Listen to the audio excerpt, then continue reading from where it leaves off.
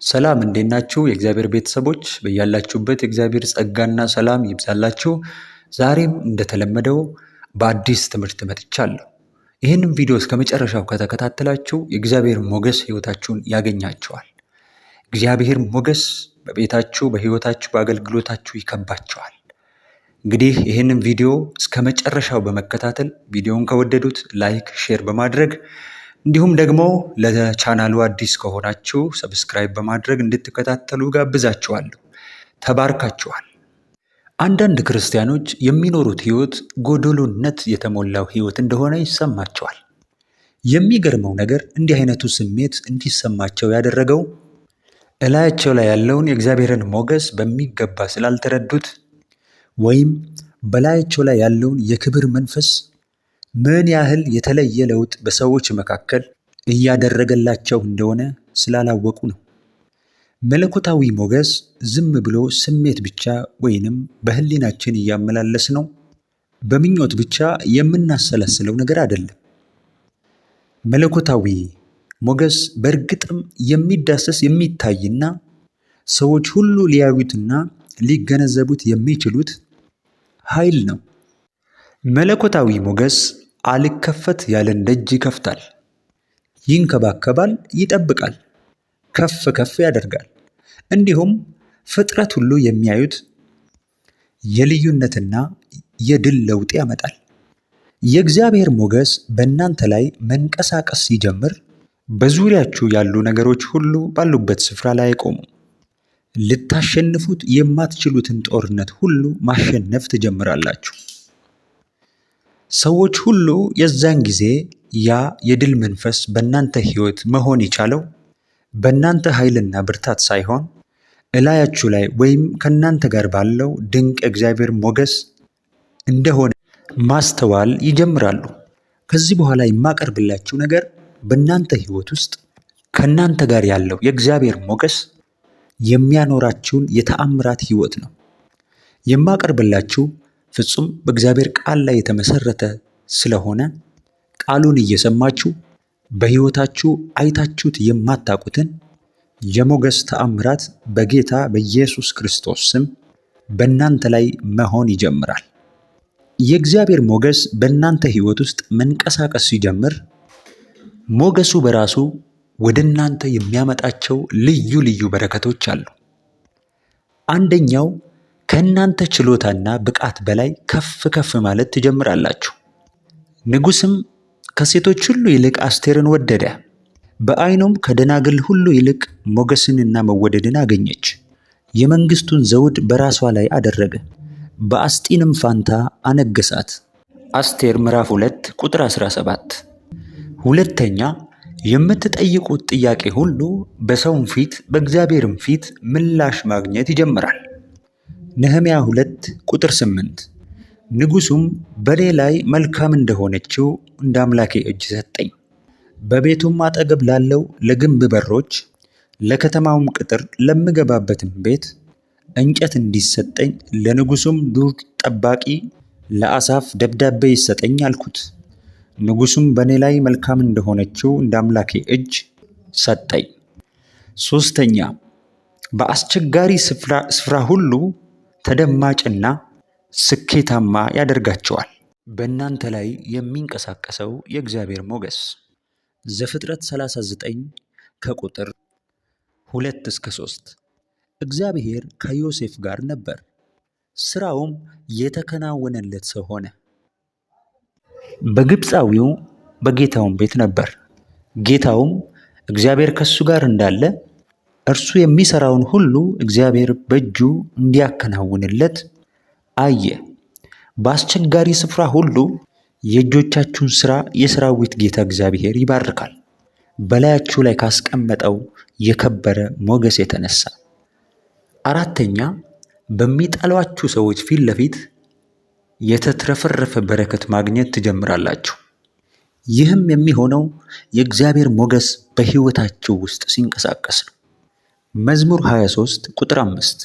በፊቴ ገበታን አዘጋጀህልኝ፣ በጠላቶቼ ፊት ለፊት ራሴን በዘይት ቀባ፣ ጽዋዬም የተረፈ ነው። ተሳቃችሁ ፈርታችሁ በባዶነት መንፈስ ተሞልታችሁ አትመላለሱ። የሰራዊት ጌታ እግዚአብሔር ሞገስ ከእናንተ ጋር ይሆናል። እናንተ ላይ ያለው የሞገስ መንፈስ በሚጠሏችሁ ሰዎች ፊት የተትረፈረፈ ሰው ያደርጋችኋል። አምስተኛ፣ የእግዚአብሔርን በረከት በየዕለቱ በእናንተ ላይ ይሞላል። በረከትን ወደ እናንተ ይስባል። ዕለት ዕለት በእግዚአብሔር በረከት እየተሞላችሁ እንድትሄዱ ያደርጋችኋል። ዘዳግም 33:23 ንፍታሌም በሞገስ ጠግቧል፣ የእግዚአብሔርንም በረከት ተሞልቷል። በዚህ ስፍራ ኮዝ ኤንድ ኢፌክት ነው የምናየው። ንፍታሌም በሞገስ ስለጠገበ በዛው ልክ የእግዚአብሔርንም በረከት ተሞልቷል። እላያችሁ ላይ ያለው የእግዚአብሔር ሞገስ ዝም ብሎ ሞገስ አለኝ ብቻ የሚያስብል አይደለም። የእግዚአብሔርን በረከት ዕለት ዕለት በላያችሁ ላይ የሚጨምር ነው። ስድስተኛው፣ በላያችሁ ላይ ያለው የእግዚአብሔር ሞገስ መንቀሳቀስ ሲጀምር የጠላትን ሀብት መበዝበዝ ትጀምራላችሁ። የሚቃወሟችሁን የሚያሳድዷችሁን በረከት እነሱ መሰደድ ይጀምራሉ። እነሱ መሮጥ ይጀምራሉ። ከእግዚአብሔር ሞገስ ድንጋጤ የተነሳ መበርገግ ይጀምራሉ። የጠላታችሁን ሀብት ብልጽግና መበዝበዝ ትጀምራላችሁ። ረጅም ዓመት 30 ዓመት 15 ዓመት 20 ዓመት ያለ ክፍያ የተሰቃያችሁ ሰዎች፣ የሚገባችሁን ያላገኛችሁ ሰዎች ከዛሬ ጀምሮ በእግዚአብሔር ቃል እውነት ላይ ተመስርቼ እላችኋለሁ፣ በጌታ በኢየሱስ ክርስቶስ ስም የጠላታችሁን ያሳዳጃችሁን የሚንቃችሁን ሀብት መበዝበዝ ትጀምራላችሁ በኢየሱስ ስም። የእግዚአብሔር ቃል በዘጸአት ምዕራፍ 3 ቁጥር 21 ላይ በግብፃውያን ፊት ለዚህ ሕዝብ ሞገስን እሰጣለሁ። እግዚአብሔር ሞገስ ከሰጠ በኋላ እንዲህ ይሆናል፣ በሄዳችሁ ጊዜ ባዶ እጃችሁን አትሄዱም። ዛሬም እላያችሁ ላይ ከሚመጣው ሞገስ የተነሳ እላያችሁ ላይ ከሚቀመጠው የእግዚአብሔር ሞገስ የተነሳ ለረጅም ዓመታት የደከማችሁ ነገር ግን ባዶ እጃችሁን ያላችሁ፣ በብዙ የደከመ ሕይወት ውስጥ ያላችሁ ሰዎች ይህን ቃል ካመናችሁ በከባድ መበዝበዝ እግዚአብሔር ወደ ሕይወታችሁ ይመጣል።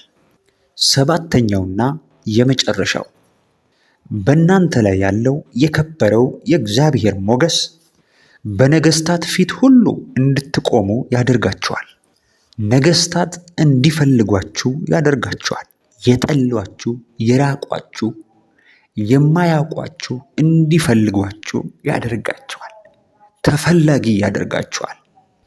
ዳዊት የበጎች እረኛ ነው። ዳዊት ጫካ ነው ያደገው። ዳዊት በሕዝብ መካከል አልነበረም። ዳሩ ግን ዘመን መጣ። ወደ ከበረ እግዚአብሔር ወዳሰበለት የክብር ሕይወት ገባ። አንደኛ ሳሙኤል ምዕራፍ 16 ቁጥር 22 ዳዊትም ወደ ሳኦል መጣ፣ በፊቱም ቆመ፣ እጅግም ወደደው፣ ለሱም ጋሻ ጃግሬ ሆነ። ሳኦልም ወደ እሴይ በፊቴ ሞገስን አግኝቷልና ዳዊት በፊቴ እባክህ ይቁም ብሎ ላከ። ዳዊት ላይ ካለው ሞገስ የተነሳ ዳዊት ይኖርበት ከነበረው ከምድረ በዳ ሕይወት ወጥቶ በአንዲት ቅስፈት በነገስታት ፊት እግዚአብሔር ያቆመው ጀመር። በሚጠላው ያሳድደው በነበረው በሳኦል ፊት ይፈለግ ጀመር። እንድትፈለጉ የሚያደርጋችሁ የዘመድ ብዛት አይደለም። እንድትፈለጉ የሚያደርጋችሁ የትምህርት ብዛትም አይደለም። እንድትፈለጉ የሚያደርጋችሁ የእግዚአብሔር ሞገስ ነው። ስለዚህ ወገኖች ሆይ ዛሬ ይህ ሞገስ ያገኛችሁ። ዛሬ የእግዚአብሔር ሞገስ ያገኛችሁ። በገባችሁበት በወጣችሁበት ቦታ ሁሉ ላይ የእግዚአብሔር ሞገስ ያገኛችሁ። ተባርካችኋል። ቻናሉን ሰብስክራይብ በማድረግ ቪዲዮ ከተመቻችሁ ላይክ እና ሼር በማድረግ እንድትከታተሉ በእግዚአብሔር ፍቅር ጠይቃችኋለሁ። ተባርካችኋል።